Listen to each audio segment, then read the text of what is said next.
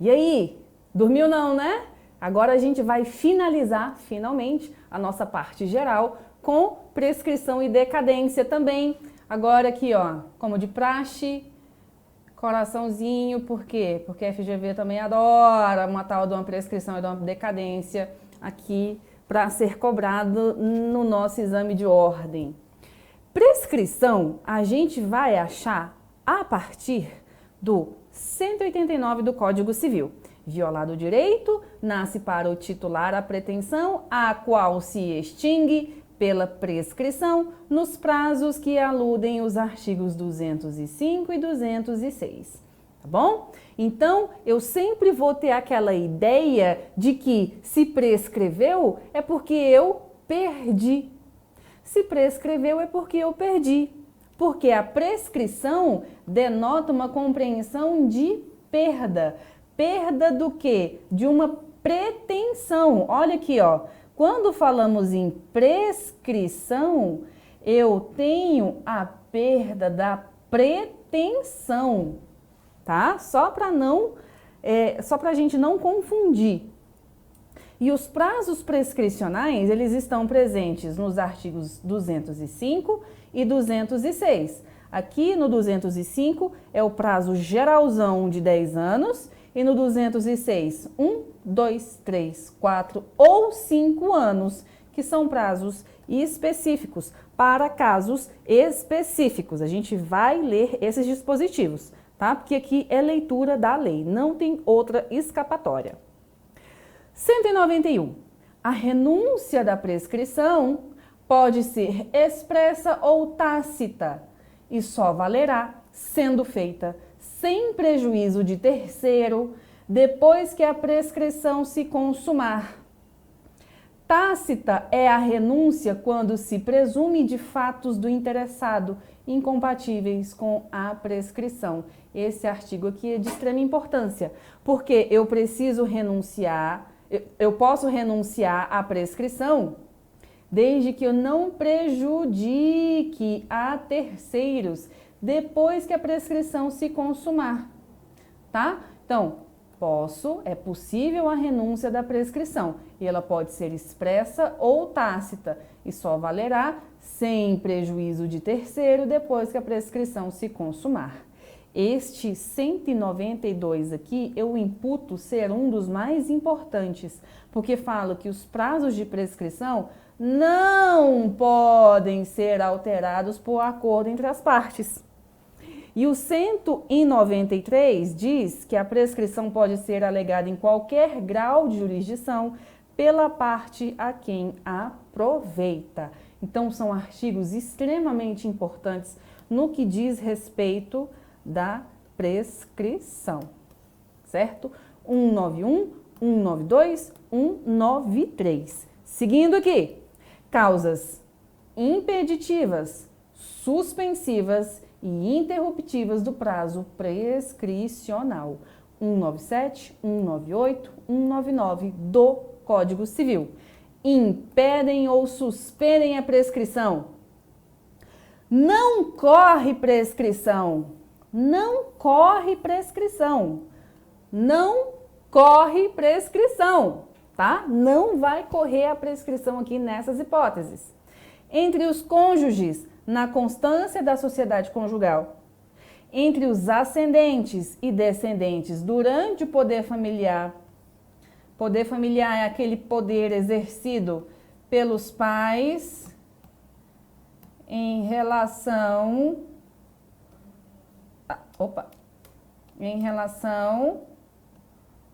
aos filhos menores, entre tutelados ou curatelados e seus tutores ou curadores durante a tutela ou curatela. Também não corre a prescrição contra os incapazes de que trata o artigo 3º. Quem são os incapazes de que trata o artigo 3º?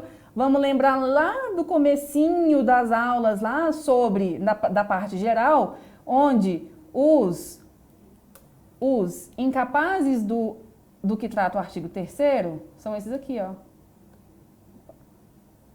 Ah, meu Deus.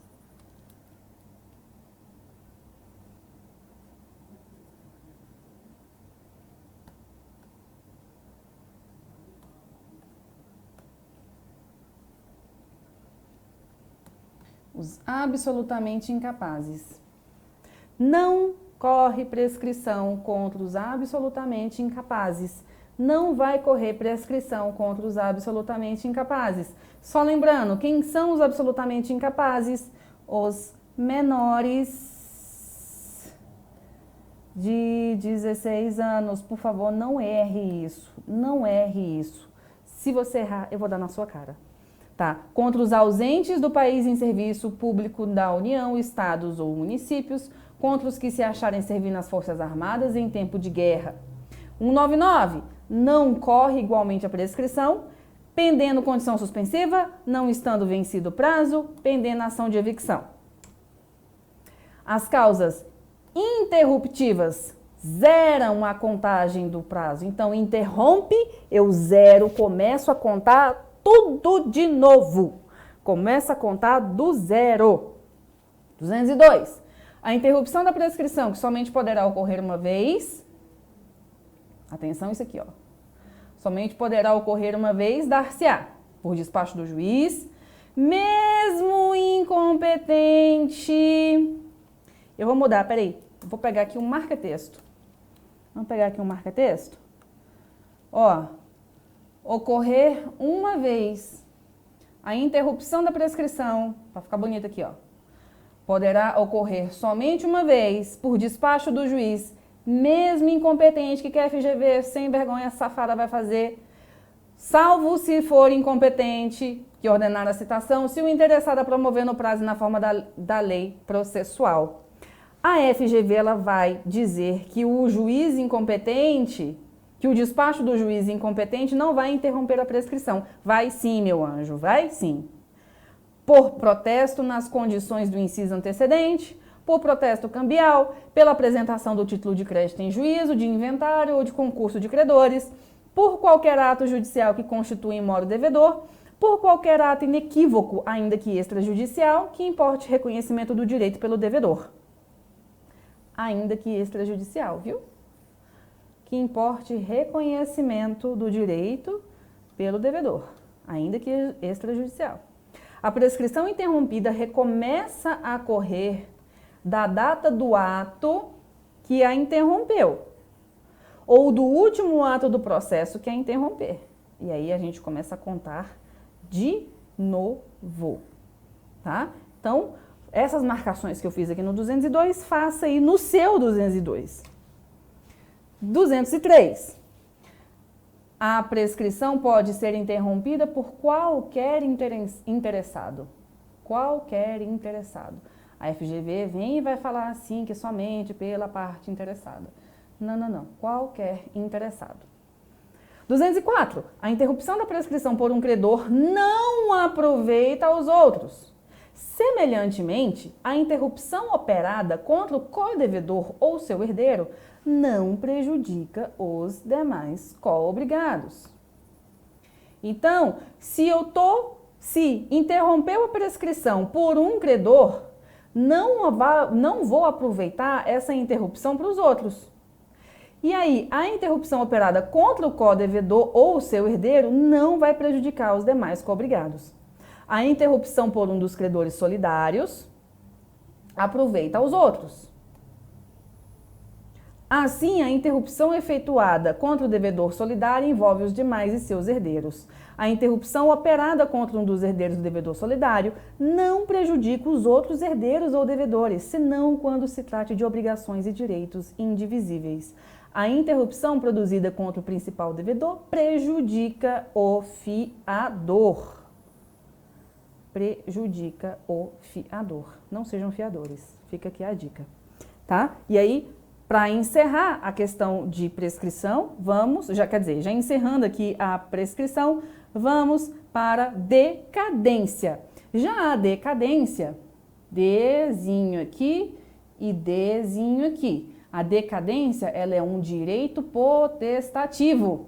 E esse direito não possui conteúdo prestacional. Consiste em mero direito de interferência na esfera jurídica da outra parte que nada pode fazer. Quer um exemplo de direito potestativo? O que é direito potestativo? Ou seja, eu tenho aquele direito, ainda que a outra pessoa não pode fazer nada. O melhor exemplo de direito potestativo, vocês vão entender na hora. Divórcio. Divórcio. Vou perguntar um negócio, só para você entender o que é o direito potestativo, tá? Só para vocês entenderem o que é um direito potestativo. Eu sou obrigada a permanecer casada se eu não quiser? Não. Ainda bem. Então, o divórcio é um direito potestativo, porque eu vou me divorciar ainda que outra parte não queira, tá? Então, isso é direito potestativo. Eu tenho direito e eu não dependo da outra parte para exercer. Tá? Só para situar vocês no que é direito potestativo. Volta para cá. A decadência envolve um direito potestativo e esse direito não possui conteúdo prestacional. Consiste em mero direito de interferência na esfera jurídica da outra parte que nada pode fazer. Exatamente o que eu falei aqui, usei o exemplo do divórcio. Consiste na perda de um direito em decorrência na ausência de seu exercício. Eu tenho, exemplo, esse direito potestativo e não vou exercer, deixei ele para lá. Então, esse meu direito potestativo, ele não vai prescrever, ele vai decair, tá? Via de regra, os prazos decadenciais são contados em dias, meses e ano e dia, tá? E os prescricionais são contados em anos, tá bom? Via de regra, existem exceções, não coloquei aqui, mas via de regra, quando você vir um prazo que é contado em anos, os exemplos lá dos 205 e 206, que é contado em 10 anos, 1 ano, 2 anos, 3 anos, 4 anos, 5 anos e etc., são prazos prescricionais. Agora, quando eu falo, vamos usar o exemplo lá do CDC, em 90 dias, né, para a pessoa reclamar, em 30 dias. Quando você vir prazos assim, esses prazos aqui, meus amores, são prazos decadenciais e não prescricionais, tá bom? Só para você bater o olho e já, conseguir identificar a diferença. Certinho? Então, essas são as diferenças básicas entre prescrição e decadência. E é exatamente isso aqui que eu acabei de dizer que vai cair na sua prova ali na FGV. Tá bom? Então, encerramos por aqui e encerramos toda a parte geral do Código Civil. Tá bom? Até mais!